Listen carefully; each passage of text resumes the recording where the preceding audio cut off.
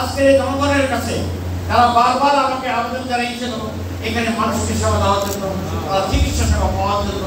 এই গোলামি থেকে শুরু করে প্রত্যেকটি চেয়ারম্যান, প্রত্যেকটি নাগরিক, প্রত্যেকটি মানুষ বারবার টাকা দিতে চিকিৎসার জন্য, চিকিৎসাটা যেন ভালো পায়, যার জন্য তাদের সেই কষ্ট লাঘব করার জন্য আমার এই বিল্ডিংটি 10টি বছর খালি ছিল।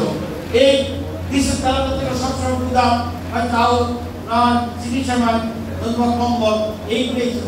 আপনার সাংবাদিক বন্ধুরা বারবার এখানে এসেছেন, আমাকে দেখছেন, আমি তো অনবরতভাবে মানুষের শীত, বস্ত্র, কম্বল এবং বিভিন্নভাবে মানুষের সেবা দিয়েছি। এই বিল্ডিংটি লাগিয়েছিলাম। আজকে আমি উদ্বোধন করতে যাচ্ছি, আপনাদের কাছে রেখে যাবো এখানকার সেবা। নগদে 500 টাকা বা তার বেশি পেমেন্টে পেতে পারেন ঢাকায় জমিসহ 20 কোটি টাকার পুরস্কার। এই সেবার মাধ্যমে আপনারা বিশ্বমানের যে চিকিৎসা পাওয়া দরকার সে অ্যালিমেন্ট আমি বলছি।